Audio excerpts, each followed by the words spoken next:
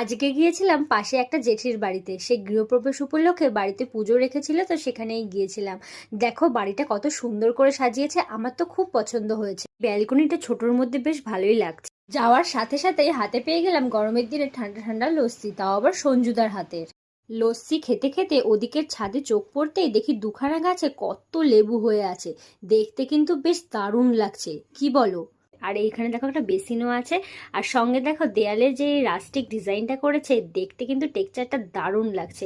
এখনকার দিনে এরকমই টেক্সচার সবাই করে, আর কালারটা ওরা খুব ভালো পছন্দ করেছে। প্রত্যেকটা ঘরে এরকম ওয়ার্ম কালার রেখেছে যাতে লাইটটা ছড়িয়ে পড়ে, বেশ ভালোই লাগছে। এবার আসা যাক পুজোর ঘরটাতে। এই যে এখানে প্রসাদ রেখে দিয়েছে আমাদের জন্য, তাই আমরা ঠাকুরকে প্রণাম করে প্রসাদ নিয়ে চলে আসলাম বাড়িতে। বাইরে খুব সুন্দর একটা ওয়েদার ক্রিয়েট হয়েছে, বৃষ্টি পড়ছে, হালকা হালকা হাওয়া দিচ্ছে, সঙ্গে বিদ্যুৎ চমকাচ্ছে। আর এর আগে গিয়েছিলাম একটু গৃহপ্রবেশে একজনের বাড়িতে, দেখালাম সেখানটাতে। আর দেখতে পাচ্ছ কিনা জানি না, এই যে সাদা সাদা হয়ে আছে, ফোকাস নিচ্ছে না, দেখাচ্ছি। এই যে সাদা সাদা হয়ে আছে, এইগুলো হচ্ছে গন্ধরাজ ফুল, হেভি সুন্দর গন্ধ বেরোয় রাতের বেলায়। আর দেখো বিদ্যুৎ চমকাচ্ছে ওই যে এই যে বৃষ্টির দিনে রাতে খাবো এই যে গরম গরম ভাত রান্না হয়েছে। আর এখানটাতে এখানে আছে এই যে, মা আলুটা জ্বালা একটু, বাবা ধাপ করে পড়ি। পাবদা মাছের ঝাল, হা হা, বেশ জমে ক্ষীর পুরো রাত্রেবেলার খাওয়া। যে গরম গরম ভাত দিয়েছে,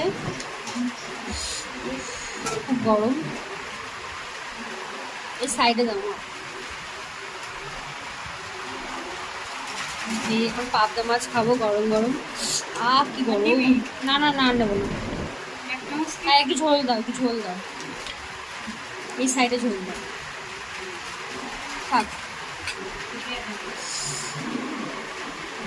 পাবদা মাছটা দেখো, বাবা নিয়ে এসছে রাত্রেবেলায়।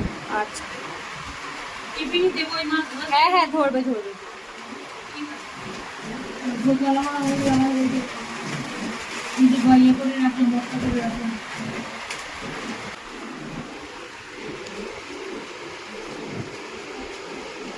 যে যাই বলুক, মা আমার রান্নাটা দারুণ করে, খেতে অপূর্ব হয়েছিল গরম গরম ভাতের সাথে পাবদা মাছের ঝাল, তাও আবার বৃষ্টির দিনে। তাহলে ভিডিওটা আজকের মতো এই পর্যন্তই, দেখা হচ্ছে অন্য কোনো ভিডিওতে। টাটা।